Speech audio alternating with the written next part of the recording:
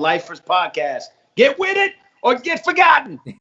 But, lead us to the third question. This one is, what do you look for in your students, and what is, I guess it's a two-part. It's what do you look for in your students, and what is an optimal student in your opinion?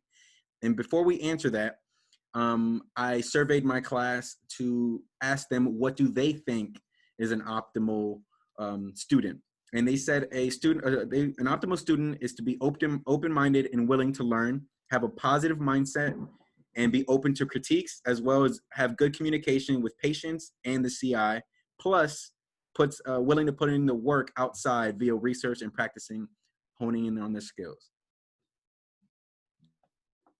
And the skill that I would say most important, including all of what was stated there, are your soft skills. Yeah.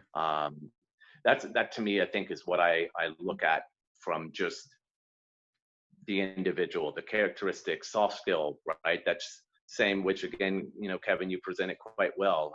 It's not forced upon. This is when a patient comes in, you make, I can't say hand-eye contact now, but we'll just say fist bump or otherwise. But you make eye contact. You ask. Just creating some conversation. I think to me that's the bigger parts. Trying to think and consider more about the individual and how and what that you might do to make their day better. I think those are probably some of the bigger. How is your involvement with working with others? Are you a team player? Do you look to contribute, even if it's not something that you need to do, but you can? I think those are the critical things that will get you far within your profession as an employee, as a manager, or otherwise. So surround yourself around good people. Good people to me are those that have soft skills. You'll get the education, you'll have the knowledge. We can always challenge and make more of that. Have you ever been in a situation where you've seen someone, or maybe yourself, where soft skills soft skills didn't come naturally? They might have not meant that, but it didn't come naturally. Was there stuff that they did to get better at it, or do you see them maybe just focus on it more? What were some of the things that they can do to be better at it? Right, and that sort of reminds me of where a few years back we had an annual managers meeting, and the keynote speaker that was there was talking about our strengths and our weaknesses. And so in essence, that when we circled what our weaknesses and then also what our strengths were, they weren't really the form of that they were weaknesses. We weren't just maximizing on how that we could use them to the best of our advantage. So I think, like with what you're saying, yeah, I've had a few that come in with very minimal confidence, and that's just whether it's some characteristic. Hey, I'm very quiet. I'm an introvert. Hey, I don't know what the heck I'm talking about. And I think at those stages, it's back to internal reflection. How can we maybe dose a little bit easier for that person to start to do, right? So then I would look at, well, what are you comfortable? Where are your degree of, hey, I'm better with this than not? Well, then let's embrace and establish that, just to create those levels while challenging the expectations to the same. But confidence, humility, like awareness. What's that? Awareness. Yeah. But do people have that or not? Is that, more of this internalistic, it's how you've been as an individual, or do you have to really take additional time out of your day to be aware of your environment and who and what you're talking about? Yeah. And I mean, and I don't know if you agree with this or not, but I truly believe I think people understanding that with experience, that confidence and that self-awareness will kind of come.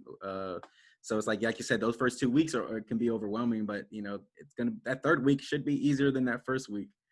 Right. Especially when it comes to those soft skills. Obviously your load and things like that you have to take on is completely different, and we'll get into that. But so the next question, actually, this next question is very interesting to me, and I'm interested to hear your answer. It is, what are some red flags or pet peeves that students can avoid during their outpatient rotation?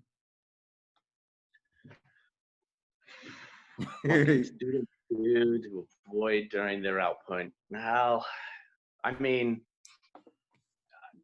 my first classical thought is where you want to definitely make sure that you have a good, comfortable pair of pants when you're there and treating patients.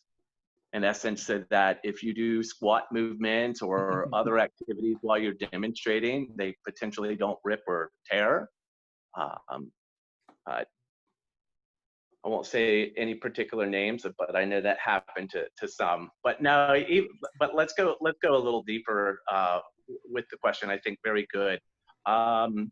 Red flags, you know, even just when we think about it from as a clinician, the realm of what you might find that will come across as a red flag is about 1% to 2%.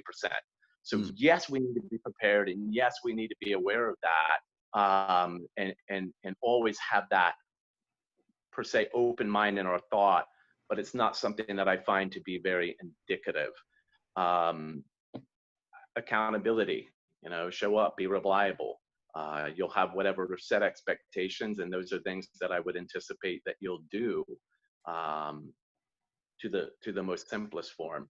I think that to me, those are really the bigger critical things. You already mentioned, come with an open mind. The things of what I asked, I'm not really looking for a right or a wrong answer.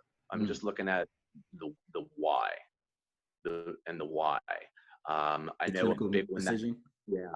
I think the one that I know when I was in UCF and my professors told us not to do was that when our mentor or our CI had asked us the question, we would say, no, they didn't teach us that. Okay. So the professors, you know, would get a whiff of that because the CIs would have their conversations at times with.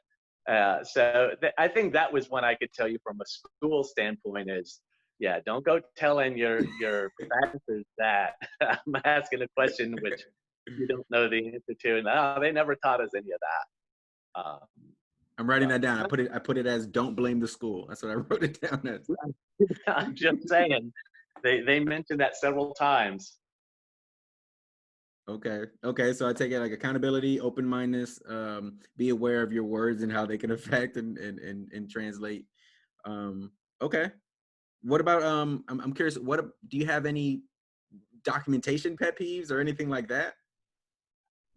You know, I think that, well, one, you know, the school itself has their own standard of what they teach. And then when you'll find that you get to one of your rotations out of the, what is it? It's 4, Kevin? Depending on the program, but minus three. Okay, so 3 rotations, then you're most likely going to have to adopt and adapt to each of those. And within our company, Brooks, they do also have some set standards. I feel that those standards are quite simplistic because they want you to be very efficient with what you're documenting. So I could say from a normal experience with the interns that work with myself, documentation doesn't take but about a week or 2 for them just to really understand how to navigate through it, not actually per se show the, you know, justified means of why we do what we do. But I wouldn't put so much effort other than just starting to design part of a template in your own case on what may be some of the PSFS or the patient specific functional scale, right? How do we use that? How do we apply that? I think those are good things that you want to start creating some goals, not as a cookie cutter, but one that you can still modify based on that individual. I think those are the things I usually would instruct or educate.